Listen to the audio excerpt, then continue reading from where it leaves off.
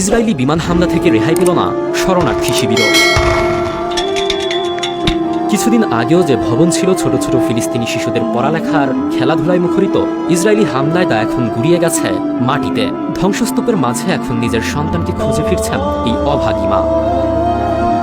গত 4 এপ্রিল ধারণ করা ফুটেজে দেখা গেছে সম্পূর্ণ ধ্বংস হয়ে যাওয়া স্কুলটির ধ্বংসাবশেষের মধ্যে লোকজন আতঙ্কিতভাবে অনুসন্ধান করছেন প্রিয়জনদের লাশ।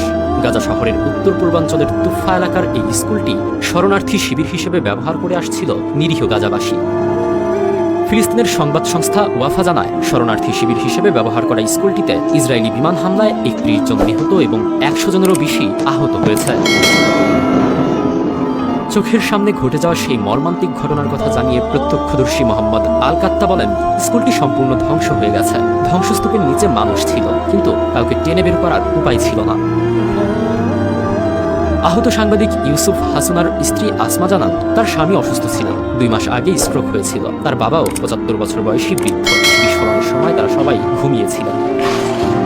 ইসরায়েলি সেনাবাহিনী এখনও এই হামলার বিষয়ে কোনো মন্তব্য করেনি। তবে বৃহস্পতিবার তারা জানায়, গাজা শহরের হামাস কমান্ড এবং কন্ট্রোল সেন্টারে প্রধান সন্ত্রাসীদের লক্ষ্য করে অভিযান চালানো হয়েছে এবং নাগরিক হতাহতের ঝুঁকি কমাতে প্রয়োজনীয় ব্যবস্থা নেওয়া হয়েছে।